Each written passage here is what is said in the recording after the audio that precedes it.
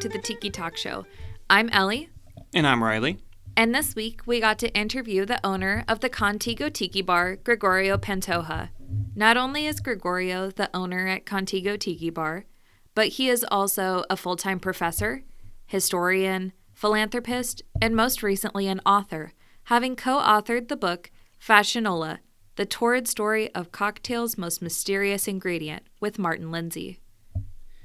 We interviewed Will Fugate a while back, where he was taking inspiration from classic tiki bar accoutrements such as mugs or lamps and making them for a modern setting. Gregorio does something similar, but he takes those beautiful pictures that you would have seen on a menu or hanging all around you in a tiki bar and brings them to life for your home bar today. Like Ellie said, he owns the Kon-Tigo Tiki Bar. The Kon-Tigo Tiki Bar has done such things as the Chinese lantern pick, which is a similar to the parasol that we're all familiar with, but instead it hangs down at a little bit of an angle. It can be lighted or non-lighted if you're interested in that, and he has those for sales. He also makes lamps as well as some really amazing mugs that we get into during the interview. We've all heard the stories, Don the Beachcomber, Trader Vic, even Stephen Crane, but there are so many more unsung heroes of that first wave of tiki. And one such person is Harry Yee. Gregorio's done a fantastic job of not only resurrecting and reviving Harry Yee and the Hawaiian village's history through the products that he sells through Kon-Tigo Tiki Bar, but he's also made an effort to really recapture and bring Harry Yee's stories to the modern audience.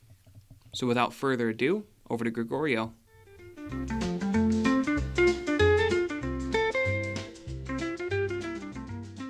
Hi, and welcome back to the Tiki Talk Show. I'm Ellie. And I'm Ryley. And today we're joined by Gregorio Pantoja, the owner of Kon-Tigo Tiki Bar and a preserver of tiki history and legacy. Welcome to the show. Aloha, everyone. How are you doing? Doing well. Yes, thank you for joining us. Can you start out just by introducing yourself a little bit and talk about what you do? Yeah, my name is Gregorio Pantoja. Most known for the Kon-Tigo, but later on co-authoring the history of Passionola and reviving the Passionola syrup, which was a secret ingredient in Don Beach's cocktails that really were, part of what became pre-tiki and then, tiki cocktails. Awesome. So I want to go all the way back because this is a question I think we have the most variety in response to is how did you get into tiki? So I primarily grew up in San Diego and which is SoCal, skateboarding and surfing as a kid. I was fortunate enough to actually go to Hawaii when I was very young. So San Diego and like Orange County. So Orange County and down has very like Hawaiian and tiki culture embedded it. Especially in that time in San Diego, we still had a lot of the architecture, mainly in Mission slash Fashion Valley, where the row of hotels are, and then over on the beach side, like Mission Beach and Pacific Beach. So I grew up seeing the hotels and the tikis and going to the hotels. The Bali High was there. Um, Islands was in the what is it called now? The Crown. I can't remember the new name. But I saw all of this growing up, and when I went to Hawaii, I got to see it again, but in the South Pacific.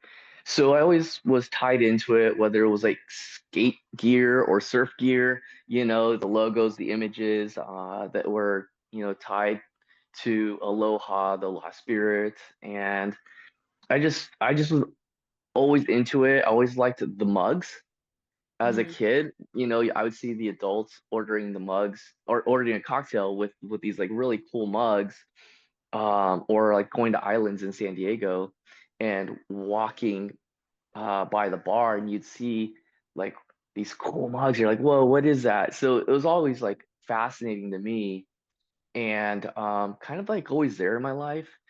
And I just kind of circled back to it in 2000 and started to get my first collect my first mugs. And even though I would say they weren't like anything significant, they were still tiki.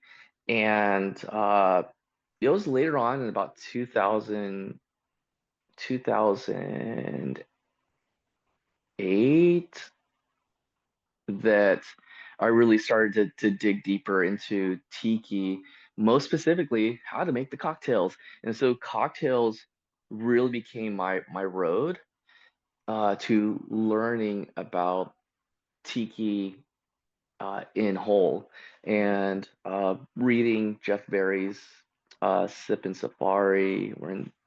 I have them over here, his older ones, funny enough.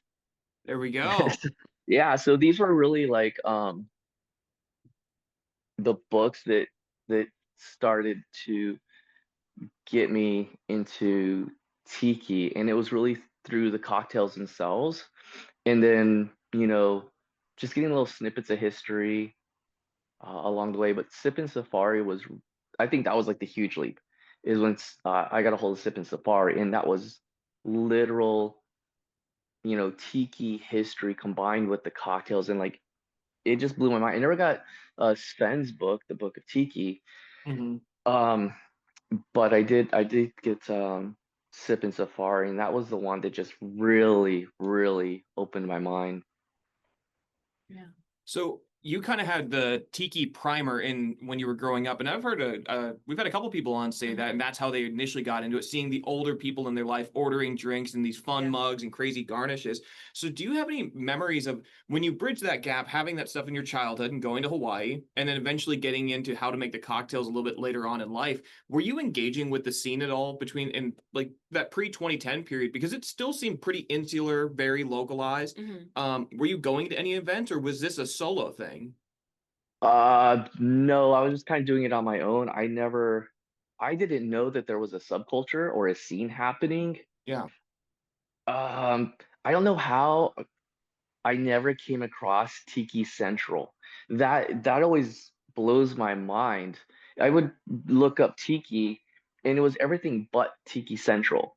And yeah, so I think if I had stumbled across Tiki Central much earlier, I would have been in the scene a lot earlier, because I was just so fascinated by you know what we still had left, and of course ideas and images of what existed in the 50s and 60s, and I really wanted to relive it myself. I've always, I mean, it's tied to it, but I always had puka shell necklaces.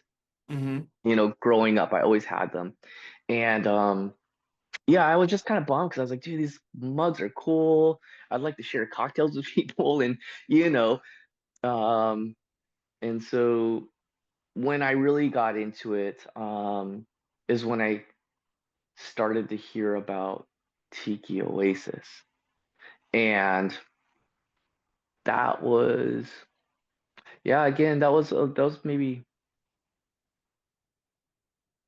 about 2008 as well. But I just didn't really gravitate to Tiki Oasis at that time. I think hmm, I was I f- I felt a little intimidated to go because I felt like I wouldn't be accepted into it, you yeah, know. I just felt like it was a very like close knit, and yeah, Tiki Oasis was smaller too, but I just was like, man, I don't know anyone, Yeah. yeah. and it's like, oh, going to a house party, and you just don't know anybody, and so I actually did find out about the scene, kind of in that like period, but yeah, I guess the shyness got a hold of me Hmm. until I think 2018. So in 2018 I finally, was like, I'm gonna go and Yeah. I think 2018 was the first Tiki Oasis I did. And Wow. I was like, and I was just blown away by like how rad people were. and how Yeah. like welcoming and just like, so cool. And I was like, this is the life, right? This is where I want to be at. So Yeah. yeah, and I was like, wow, I'm not the only person who, likes this. And to see so many people, because when you go to Tiki Oasis, like that's the mothership of events. And Yeah. and when I was there, I just remember thinking like there's so many people who would like this, and I just couldn't believe it. I was so Mhm. excited. Yeah. So we've mentioned a few times the Kon-Tigo Tiki Bar. This is your home tiki bar, correct? It was my home tiki bar back in San Diego. Okay. So I ended up moving up to Orange County for a new teaching position. But Gotcha. that's where that was so in my condo, I had a little corner, tiki Uh-huh. corner, and that's where everything started. And then when I was with my previous girlfriend, ended up moving in together, we built out a bar, and and so that's where the formal tiki bar came from, Contigo. But it was also a venue that I used because I was in preparation to get back into bars and restaurants. And so I was scouting locations, and really at that time, it was extremely difficult to get a liquor license in San Diego. And you couldn't even find one for 150,000. Wow. At that, it was so bad back then.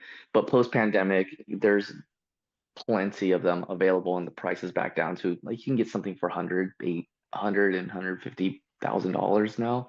But the pandemic hit, and that like really changed everything. And thankfully, I wasn't able to like formalize the bar Mhm. before the pandemic because that just would have been disastrous. And so that's where the transition and like movement to really market Contigo as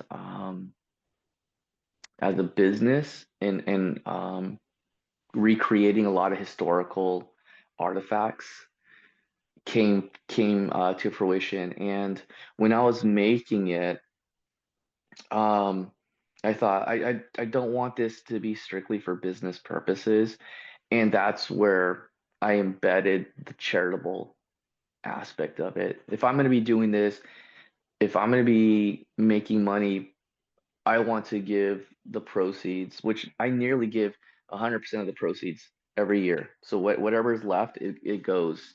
I used to say, oh, I give 20% of the proceeds, but it turns out that I I basically just give everything that's left at the end of the year. I don't pay myself from it. Everything goes back into creating new things, and so uh, when I was starting it, I was like, this really has to be a charitable project because as an educator, I've spent the majority of my career giving back to students in need, and that was all out of my pocket. And so I was like, oh well, I can do this with Contigo, and that will give me a revenue stream for doing these things. Mhm. I've helped out students who their cars broke down, who became homeless, um, don't have money for food. Um, yeah, so there was thousands upon thousands of dollars that I was giving out, to students and working. I would work with our counselors, and we had like an emergency student center. So if I heard of a student in a really bad position, I would, give whatever was needed to make sure that student, if the funds weren't there, or like somebody needed a hotel for a while, I would do things like that. And so I was doing that out of my own pocket. And as the Contigo again was coming together, I was like, this makes sense. I can Mhm. create all these like really cool things, and let me just take the proceeds to do what I was doing before. Yeah, that's awesome. Yeah. So I really have to thank Anna, who was my girlfriend at the time, for really supporting the vision of Contigo, Yeah. and um, also being a very kind-hearted person, and seeing what my idea was, and wasn't like, well, what do you mean you're not going to get paid, or we're not going to pay, like it Mhm. was just really, really nice to have that support that like, okay, you want to do this, for the creative aspect, but then you want it to be a charitable business, and she was like so supportive of that whole idea. So That's Yeah. awesome. yeah. So, how did you take this concept from you, like you said, that little corner in a condo to potentially a full business bar to pivoting to creating these long lost products? Well, I actually come from a bar and restaurant background, and I did a lot of that when I was younger and in school. And then I went from I created several businesses from marketing in the music scene, um, home renovation businesses, bars and restaurants. And when I was in my master's, I had partnered in and built up a restaurant basically from the ground up. And we went from one little hole in the wall to having three of the most successful businesses, restaurants in San Diego. And so that kind of got me back into that simultaneously as I was, you know, thinking about like the Contigo. I was like, okay, so I've done another successful business, but I want to do something that's more of what I want. And so Mhm. that's kind of like the synergy of where I started to think about Contigo again in more of a bar restaurant before it had transitioned into that idea of okay, well, let it be a charitable business where I'm creating the products, and again that just went back to COVID really to making the decision for me, and so yeah, that's kind of how that happened. So, like you said, a lot of these products, I mean, they've been gone for decades in some cases. Mhm. And so, would you mind just talking about some of those ones, but then also talking about like the reception? Because we were talking to Sven a while back, Mhm. and he said right now there's so much focus on the new, the modern, kind of pushing the outer limits of the tiki style. But with you, you focus so much on the vintage, and so I'm curious to see how has that been recepted or Received. received, and how have people are people receptive of that? My formal profession is I am a professor of history.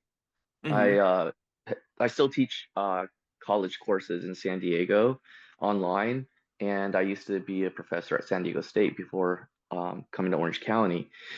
So history is just, you know, a part of who I am formally, but history has been a part of my curiosity since I was a child. And so when I started to kind of find my direction in Tiki, it wasn't like, oh, here are all the new mugs. Like that Mhm. was never Yeah. that didn't draw me. What drew my attention was the older mugs, the vintage mugs, and vintage garnishes. Um, so again, it just really was driven by that historical curiosity that lives within me. Mhm. And so I would look at a lot of those things and just go like, wow, wouldn't it be cool to have that hanging lantern?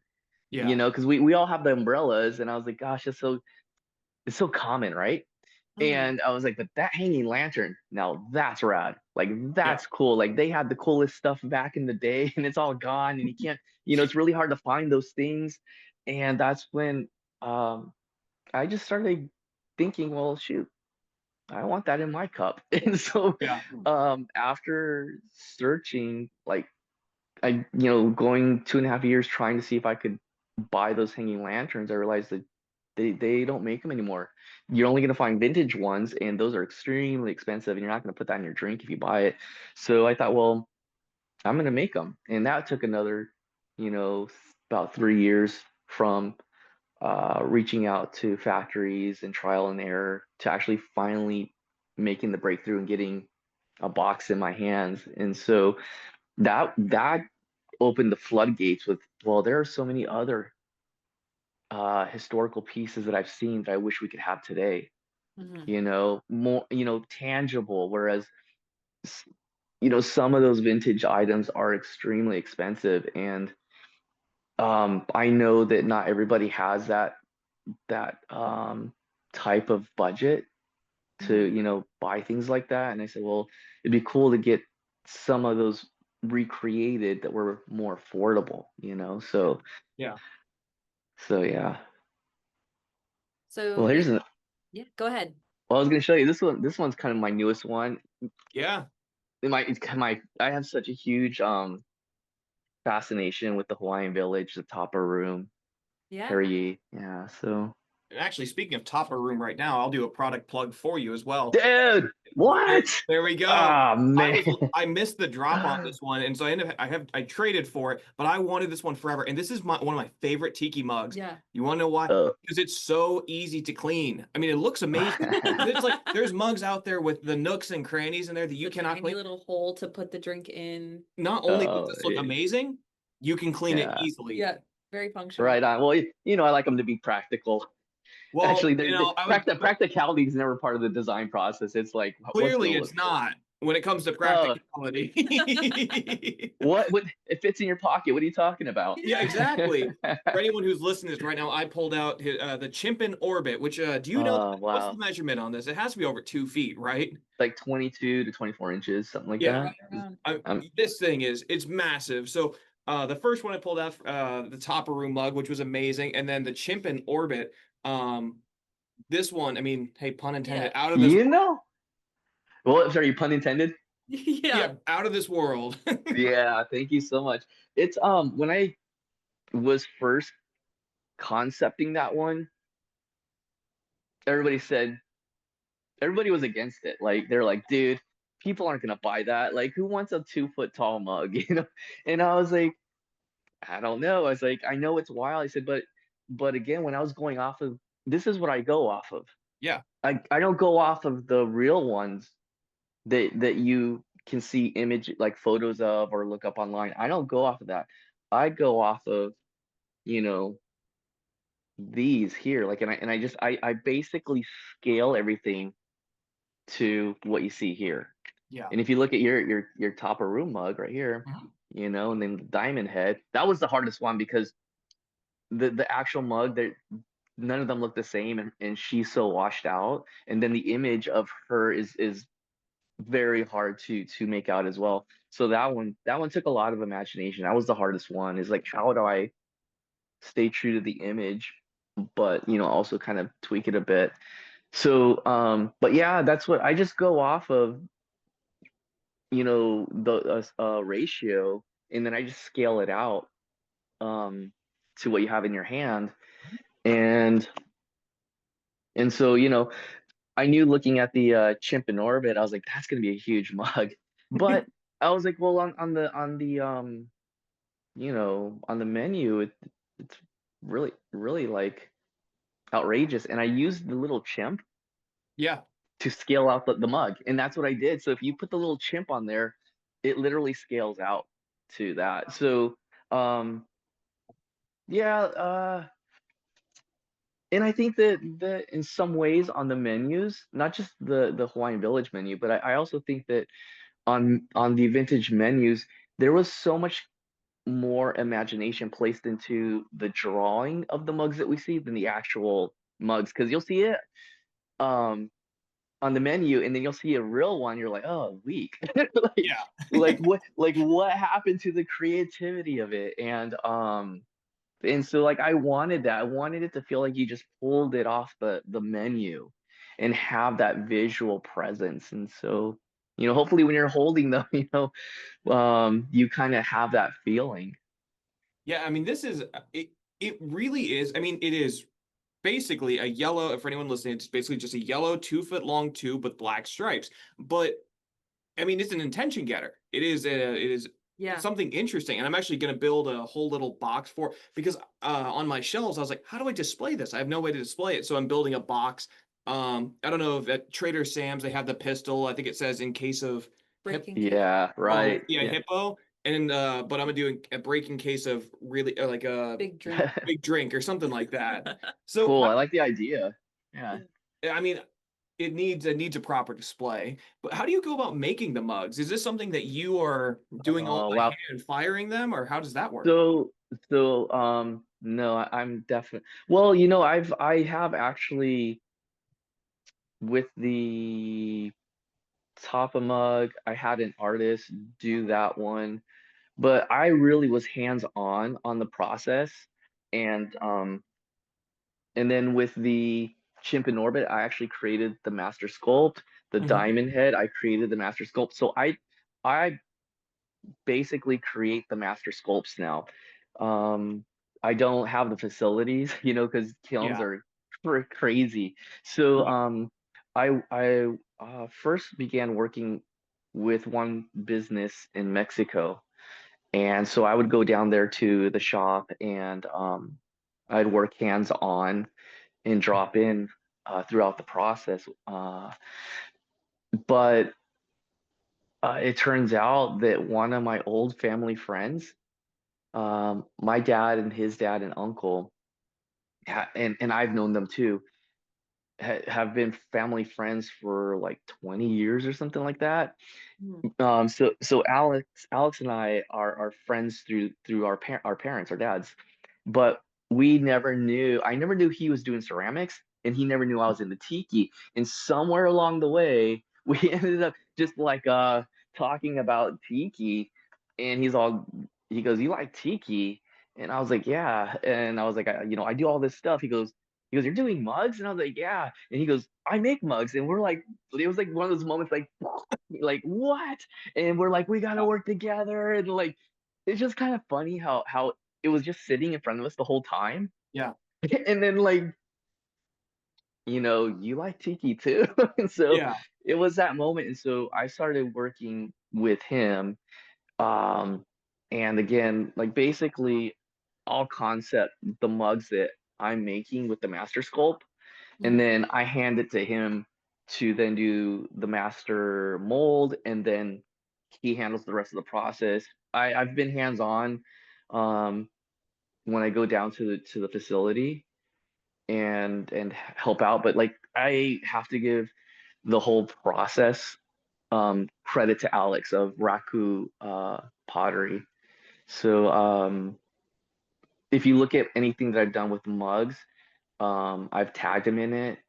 So if anybody out there wants to give him a follow and support him as well, Alex. And so yeah, he's really the dude that and here's Ah. Oh, very nice. so yeah, he's really the right hand, in all of this. And like I said, I nearly, I teach a time and a half. So, I'm basically doing 60 hours of teaching. Mhm. And so like, boy, I barely have time to get the concepts going. And so thankfully I'm able to just trust him and work together with him. So Alex is amazing. That's awesome. Yeah. Those creative And partners. he's loyal. Thank you, Alex, for being so loyal. A lot of people have hit him up and tried to work with him, but he's all, oh, so and so emailed me or so and so texted me, and he's, I just said, he goes, I just tell him no, thank you. I'm working with Kon-Tigo. So I'm like, I'm super stoked that he's such a loyal and honest person. Like I'm very thankful. So That's and I also in return, um, I make sure that I take care of him. Like I'm not, even though my mugs are produced in Mexico, I pay him exactly what somebody here in America would get. So Yeah. he, so I think there's that the reciprocity in that where Yeah. I pay him amazingly well. Mhm. Um, One, he's a friend. Two, I'm just my business ethics and my morals. And again, when you get to the charitable aspect of what Contigo is about, treat the people that I'm working with and collaborating with, the way I want to be treated and respected. Mhm. And so I'm just thankful that again, Alex is so loyal and that, he's honest. That's amazing. Yeah. So, Those. oh yeah. So like with that, like when you do buy my mugs, you're helping me to support my really good friend and his family and his children. So, I'm proud of that. I'm very proud that I'm able to help him out as well, him and his family. I'm very close to his wife and his children and his dad and his uncle and his mom. So yeah, it really means a lot. Like I know on the front side of it, a lot of it just looks like business, Mhm. but everything that I touch and create has a human side to it. There's a Yeah. reason why I'm doing it. Like this may look like a menu to you, but this is a part of honoring Harry Yee's legacy. He Yeah. doesn't get the credit that he deserves. Yeah. On that note, could you introduce Harry Yee for those who may not know who Oh. he is? So Harry Yee is the godfather of Hawaiian cocktails. So in the US, Don Beach and Trader Vic would be the two big names Mhm. when it comes to tiki cocktails. So those are tiki cocktails. But um, what Harry did was he created Hawaiian cocktails because what would happen in the 50s is people in the 60s people would go over there to Hawaii to the Royal Hawaiian and they'd say, hey, can you make a Hawaiian cocktail? And he's like, well, basically just make drinks that you have in the US. And so he was pulling from cocktails um that Vic and Don were doing, and also you're like gin and tonics and I don't know what other cocktails, but Hawaii just pulled from what we were doing here on the mainland. And so he was just doing those. And he's like, well, people keep asking me for Hawaiian cocktails. So he's like, well, I'm gonna start creating my own cocktails based on things that we have here, even though they were, also importing fruits and spirits from the mainland. He's like, what can I pull locally to then create that Hawaiian cocktail? And that's what he did. And he for many years just kind of went kind of under the radar. People know the Blue Hawaii, which Hmm. was his creation, but people really didn't know the man behind it or that he Harry's credited for being the first bartender to use a parasoil in a cocktail and the hanging lantern. Yeah. Yeah. So he's credited with those um historical pieces there. And Yeah. Oh, sorry. no, and I was gonna say when I started wanting to reproduce the mugs, I reached out to Harry and his daughter, Marion, and I said, I would love to reproduce these in your honor. I said, but I don't want to do this without your blessing. And I told him proceeds will be going to different charitable reasons. And I said, so I want to respect and honor your history. I want people to know about your work. I want people to know your name and everything that you've contributed, and the mugs were part of that vessel, literally, of bringing his work and his life in front of people in the tiki scene. Because I would think to myself, we hear about Doc and Vic all the time. Even Stephen Crane he gets a lot of notoriety, but like Harry was just absent from that whole conversation. And the more I learned about his life, being a World War II veteran, being a fighter pilot, fighting with the Chinese. I believe it was a special unit that was tied to the U.S., but um, that he went to war and he survived and came back and had that part of the history that was in addition to his cocktails. I was like, this is a really amazing human being. Yeah. Yeah. And he was still around.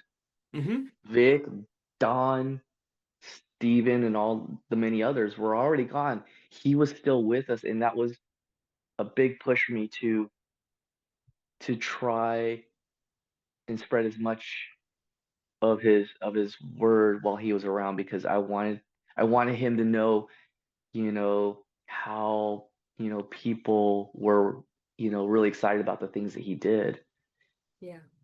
And Hmm. I'll say from my perspective, even though I feel like I have, probably almost 3 dozen books on Tiki and I've read a lot and watched a lot of videos, it wasn't until I really started following you and then started buying your mugs, your products, that I started looking more into Harry Yee's legacy. And so you've really at least for me, it's really helped bring that to the forefront as that kind of very crucial link of that mid 1950s of when things went to Hawaii, or really when Tiki came back to Hawaii and the Americanized version of it, and that missing link almost. Because people talk about the Madison Cruise Line, but you should also talk about Harry Yee. So, Right. Yeah. so th- reviving legacy and bring back old products, that's not the only bit of history that you've done. You've also co-authored a book. So Oh, Passional and Fashional, I just read it. So for anyone listening, I think I posted some pictures, but we met at Tiki Oasis. I bought your book, and I think I read it in 2 days. Yeah. Because I was so wow. interested. I bought a bottle, tried some of the cocktail recipes, and I was blown away by some of them. It's just Yeah. such a unique thing. But could you talk about what all went into that? How did you research that? And then really what led you to that in the first place, I guess, too? So that goes back to making cocktails and having over 50, I think about 55 to 57 different rums, um and then stumbling across this ingredient called passionola or fashionola, and just like wondering like what the heck is this ingredient. It really took me a while to find fashionola, um which I found out was produced and distributed in San Diego. So that was my first step. And then I got to know Dan Huntley, who owns Fashionala with an F. And then I started to find more of these other like odd brands out there, um, that were also named Fashionola. And so I started to just question him more and more. And he has this great knowledge, and he's a historian, informally, but that guy's he's like a walking encyclopedia. And Dan and I would talk at length, like hours, about the history. And he goes, "Did you know Fashionala was a knockoff? The original was Passionala." I was like, "Oh, that's where that Passionala comes from." And so um, I started to dive, and I was like, "Why is this such a mysterious ingredient? Like, why is it so hard to get any information about this thing?" And so I just would spend my time researching and just trying to find any type of information. And when I started researching it in probably like 2016, Mm. there was really nothing out there, Mhm. absolutely nothing. And it was during COVID that things started to appear.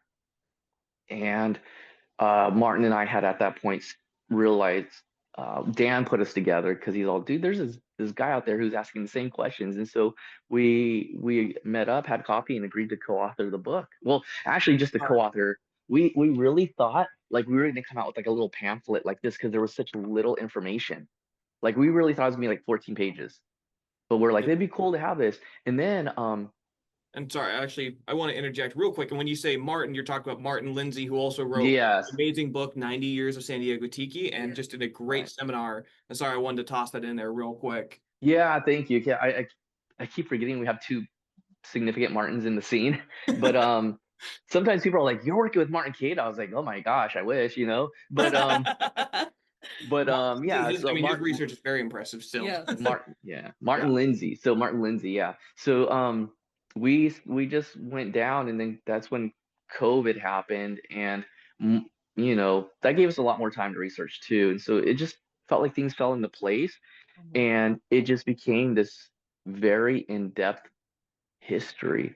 And at the end of about 2 years, I think, about two and a half, no, 3 years, people started emailing us, um, links that went, trails that went cold before now had new information. And all this information was just falling, out of the sky from the stars. And I told Martin, like, we can't publish. We're ready to publish. And I was like, we can't publish the book with all this information. We have to incorporate it. So we went back to the research and embedding all the new information. And so the book really, I think, is twice as long as it originally was. Yeah. And so yeah, when you're grabbing a book for $40, you're getting a heck of a steal because we really put collectively over 8 years of research It's Wow. closer to about 8.5, 9 years. So that, that's the depth of the book. And people always say that when they pick it up, they're like, "Oh my goodness."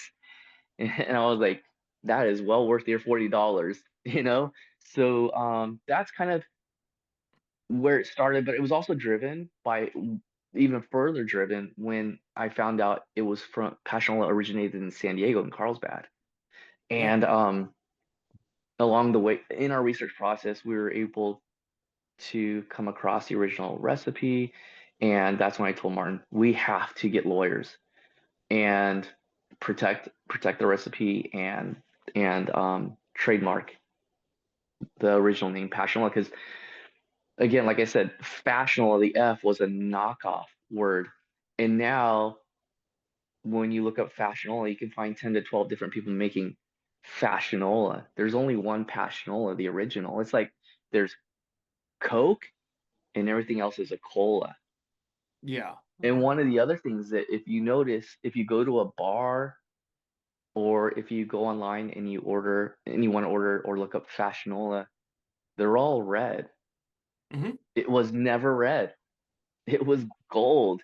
But what Hmm. Don Beach did is he put red food coloring in it to throw people off. And it still works today because even though we're telling everybody it was gold and we created Passional and Gold, everybody's still making red versions of it, which is funny. So um, it's really funny that that trick still throws people off. Yeah. Yeah. I mean, And the originally, flavor's wrong. The flavor's wrong on them all. I I will. tried all the different versions, and so yeah, but So I've had. Oh, sorry. I was gonna say his trick is wonderful. He got them making it in the wrong color, and he got them thinking about the wrong flavor. Yeah. I've had a couple of different either fashionola or passionola because I was in the same boat. I read the recipe and this is how you're supposed to make it, so I bought one. But again, at Tiki Oasis, I bought a bottle, brought it back here, and the other night I tried it because I read the entire book without trying it. I don't know. Oh, I don't know why I did that. I don't know. Yeah, no idea. Maybe I just didn't you got want. to go back and read it. Yeah, I will. I Have- will. There is so much in that book, but it is a very, very distinct taste to it. And so I made a couple different cocktails with it. But it is very good. But the other ones are a little bit too tangy or they're a little bit too sweet. I mean, this one is extremely good. And on the note of the book, from a reader's perspective, if anybody who's listening right now is considering picking it up, do it because you start out as uh really at a real estate development in Mhm. Carlsbad of someone buying up all this land. And then all of a sudden there's writings about famous bars, a couple of different unsolved crimes and murders and weird things, and then talking about cocktails. I mean, it's everything you want out of a book and what, probably 300 pages? God, yeah, it's like 328 or something like that. The one thing that I knew going into the project was I told Martin I don't want to write a tiki book. I was Mhm. like, it's been done and regurgitated, and Yeah. I was like, in most of the books at that time, I haven't kept up on books recently, but I said if you read all the books that are out there, like they're just plagiarizing Jeff Berry. Yeah. Nobody's writing anything original. So one of the key things we did to really honor and respect Jeff Berry's work was to not use his resources. We Wow. got all firsthand and secondhand resources. And so Martin's all, as you know, he wrote his book, so he's a historian. Hmm. I worked as a professor at San Diego State as a historian. So we used our professional methods in the book, going down into the basement of the library, going into archives, getting on the white gloves. Martin flew out to New York and was in the archives out there. So we did all original work. There's maybe 2 points where we wanted to verify what we had with what Jeff said. Mm. And Yeah. in those points, we credited Jeff, but you'll see that out of respect for all of his work, um, we did our own research. And as much as I wanted to crack open his books, because it was like that would have just been so easy for so many things. Um, it was the academic integrity of Yeah. the book and that was important for me. I as a professor, I'm always telling students about talking to them about plagiarism and to do original work. So I strongly live by those ethics. And again, I felt like people have just used Jeff Barry in plagiarizing his work and not crediting him. And that was not what I was going to do. And so the biggest thing I could do was in honoring Jeff was to make sure we did our own homework. And I would say, I mean, that definitely comes off in the book because I won't name which ones they are, but they just read as Jeff Barry without Jeff Barry being a part of it. Or certain Yeah. books that it's like Sven without him ever writing a word of it. And there Um, you go. There you but go. Yeah. this book it is very unique, just in terms of research, the scope of it, because like you said, it's not a tiki book. It definitely touches on that, but it is very it's a unique read. It has such a unique perspective that was very nice to read something I had no clue about. I'd never heard the story of it. I never knew the intrigue behind it. So, I mean, it is phenomenal. Yeah, it was crazy writing that book. And like when I look at the book, I feel that it's very Americana.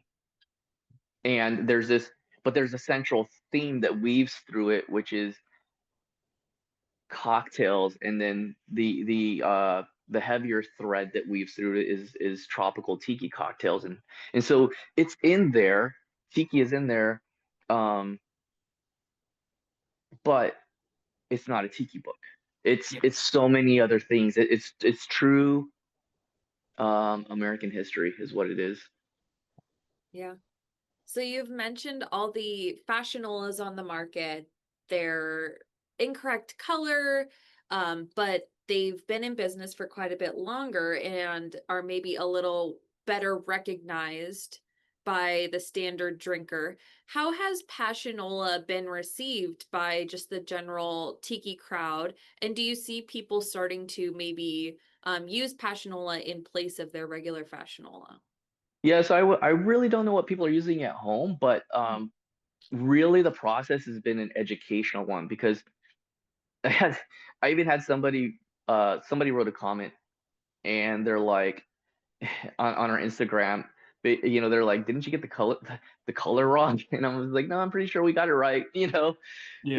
So like we're really trying to re-educate people, um and even though later on there was a red and there was a green, Yeah. the original first syrup was gold. And so, number one, when people think, oh, or read add passionola or fashionola, they just go for the red and they dump that in the cocktail. Well, you've totally changed the cocktail. So if it says a Demerara rum, are you gonna grab a Jamaican or a Puerto Rican rum and dump it in there? You can, but you're like, now you're making the cocktail different than it was intended. Yeah. If it's apple pie, but you're putting prunes in it, it's not an apple pie anymore. And so the largest part is educating people on the fact that it was golden color, and the flavor profile was totally different. And that's why those cocktails were made specifically like that. Um, the red and the green later on had their purposes when they came out, I believe in like 42 or 44. But Martin has a full-time job. I work just teaching. There's some semesters I work close to two full-time jobs. So I work 60 to 80 hours a semester. And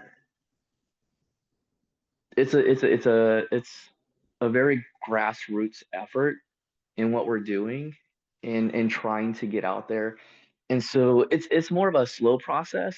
We haven't gone like huge, like some of these like major businesses. And like you said, yeah, we are relatively new, but you know, we want to try and move forward in a pace that we can handle because we do quite a bit of work.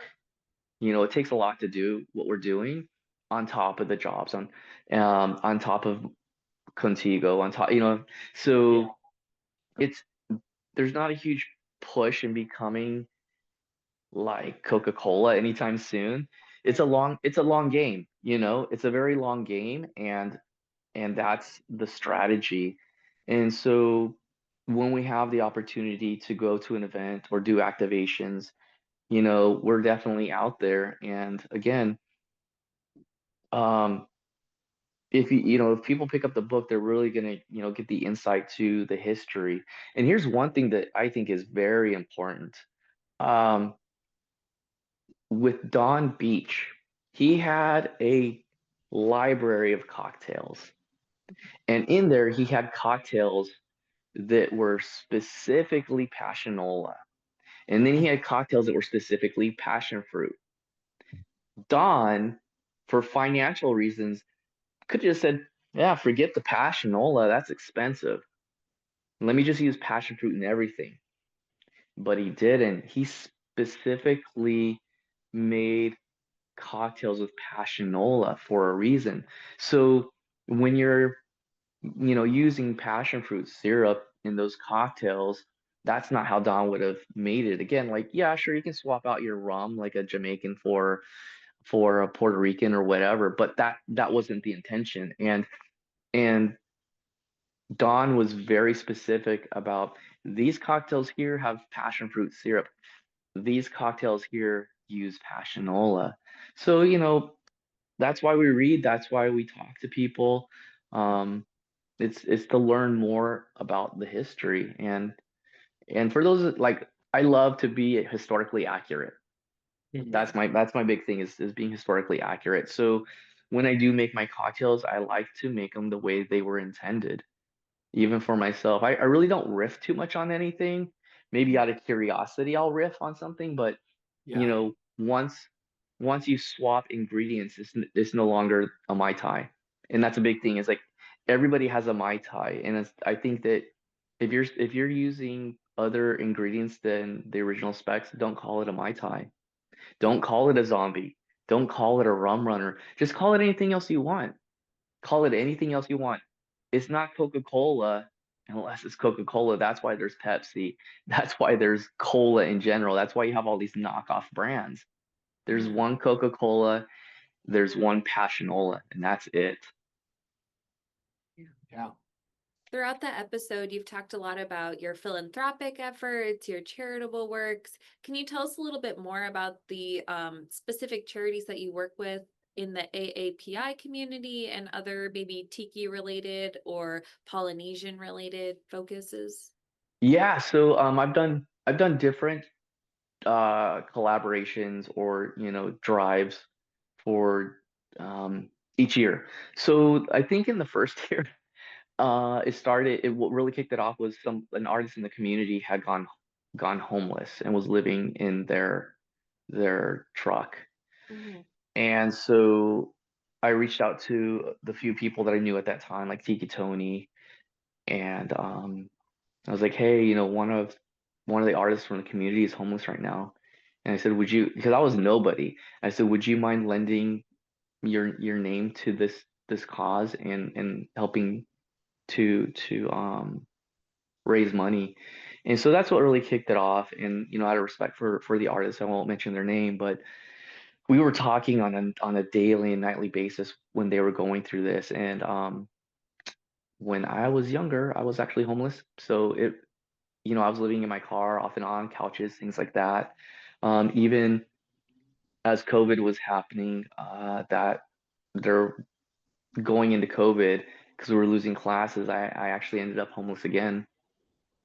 And I was actually living on the floor of my office at San Diego State. And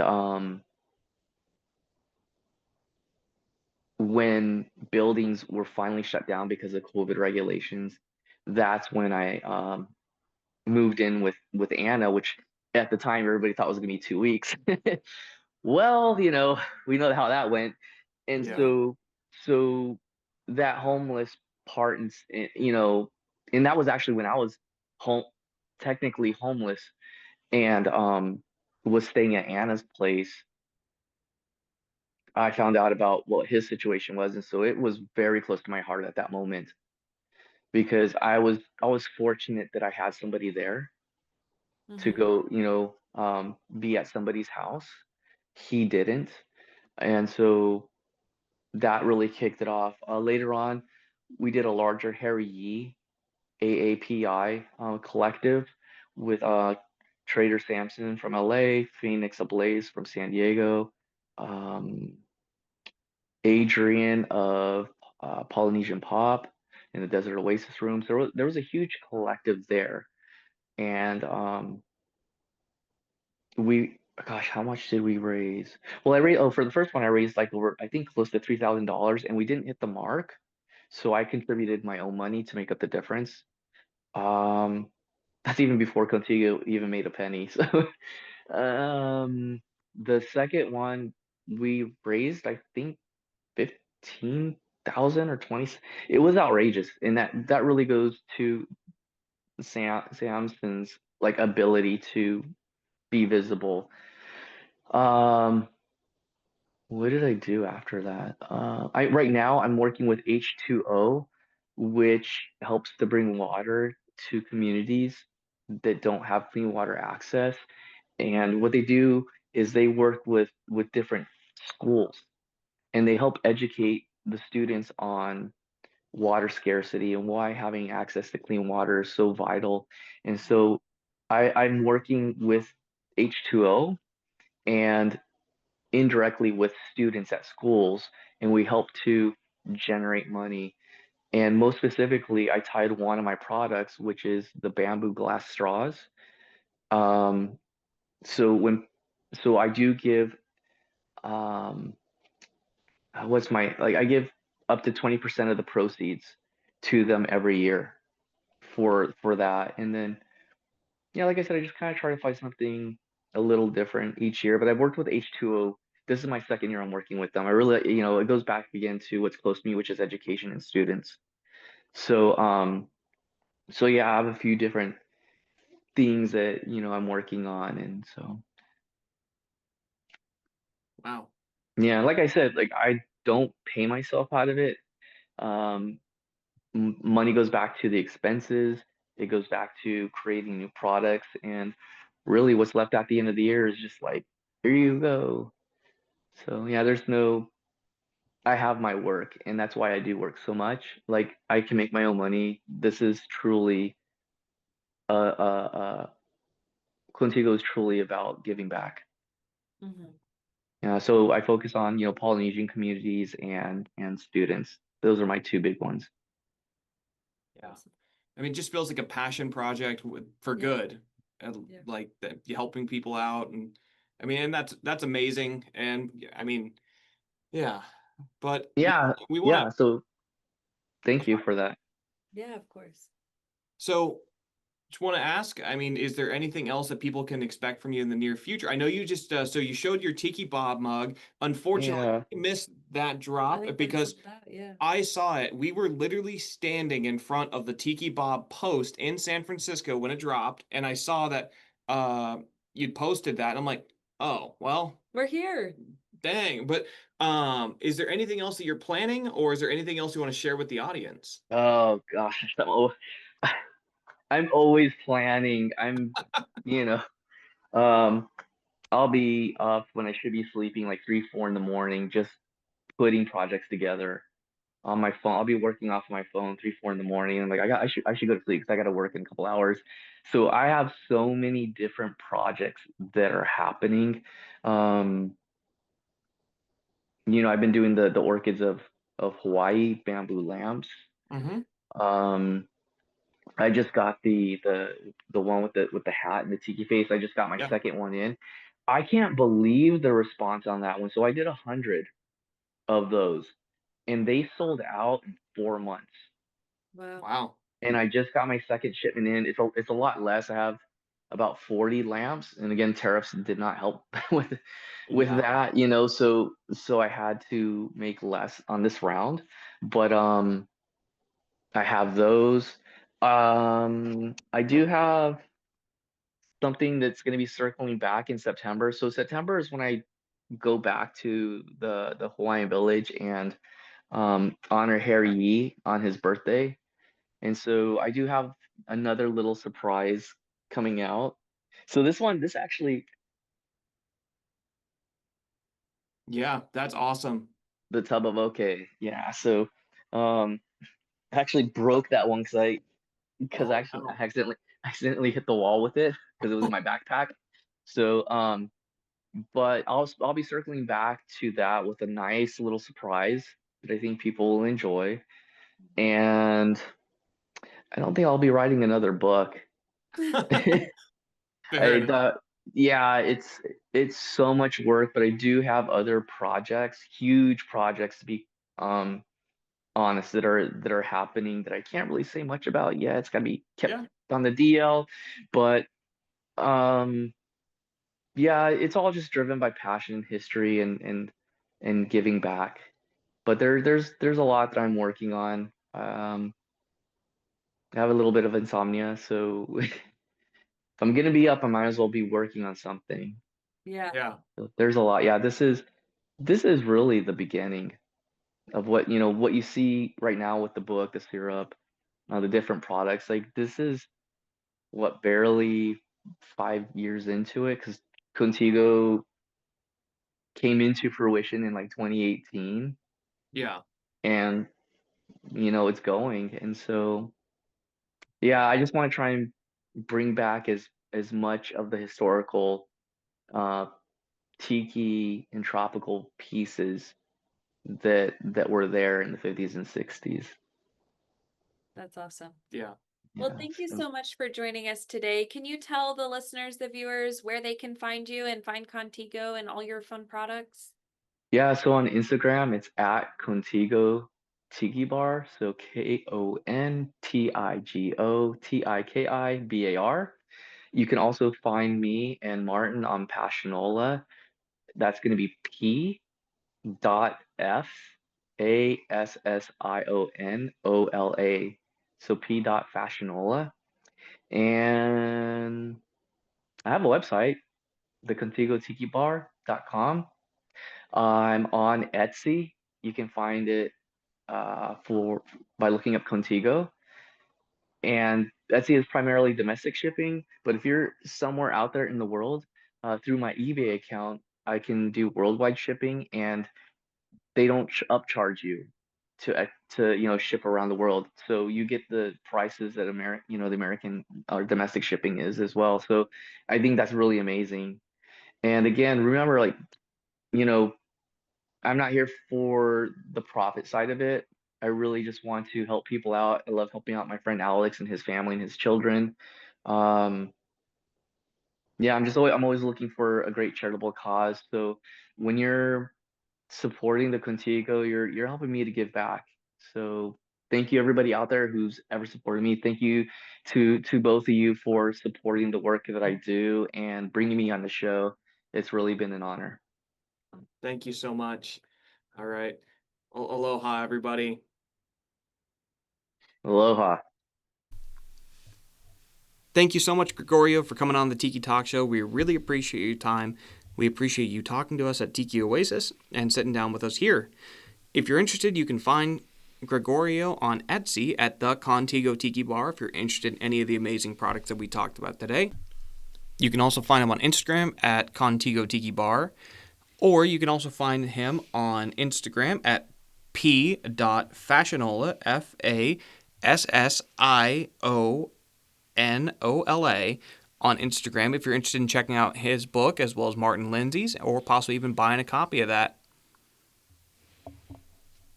Of course, all of this will be linked down in the show notes below. Contigo is spelled Kontigo. If you're looking on Instagram, Etsy, or anywhere else. And thank you again to Gregorio for joining us on episode 14. So, similar to last episode, which was our community episode, we just have a couple quick announcements. First, I want to say thank you to everyone who sent in a video or talked to us at Tiki Oasis for our community episode.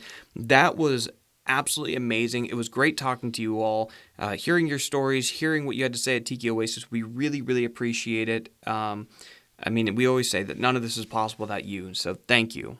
But the big announcement we want to talk about is you're going to notice some changes to the Tiki Talk Show. In the future, we were no longer going to be doing artist spotlights on this show. As we move forward and really focus the Tiki Talk show's vision, this is truly an interview-style show focused on Tiki revival. And in no way is this saying that artists don't play a huge role in the Tiki revival or the Tiki space as it is today. This is instead offering artists a clear way to be that main interview and share their historical stories, and offering them a different place to focus solely on sharing their art. You're still going to see some overlap. Artists who've been around the Tiki scene for a long time, you're going to see them show up maybe on the Tiki Talk show and Tiki Today. But what we want to do is what we've been doing recently for some of the artists who've been in the scene for a little bit more recently. We want to provide them a place on Tiki Today where they can show their art and talk about what they're up to, and they're not at the back end of another interview. Not to say that for any artist that we've had previously, we do not greatly appreciate the time that you've given us and all the work that you've done. But we just want to say for anybody who wants to come on, we're going to be doing those specific interviews when talking solely about their art and not necessarily just about their history. So again, that's just the differentiation. But for every artist who has come on since we've started this, thank you all so much. We greatly appreciate it. We greatly appreciate you telling your story, showing your art, how you've grown as an artist, and that really, really means a lot to us. Another benefit of transitioning these art-specific interviews over to Tiki Today, Ryley pointed this out to me, is that Tiki Today is going to be a YouTube-only series, and adding that visual component and allowing these artists to really show off their visual art and demonstrate their art to people really does them a better service than a long-form interview-style show that many people listen to in an audio-only format.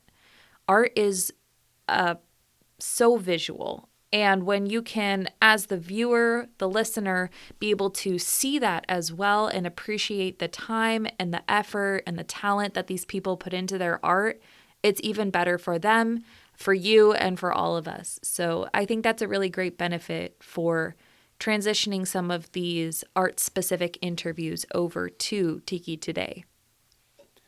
So let us know what you think of these changes, or let us know what you think of what we've been putting out. As always, you can find us on Instagram at The Tiki Talk Show. You can also email us at thetikitalkshow@gmail.com, or my new show, tikitoday@gmail.com.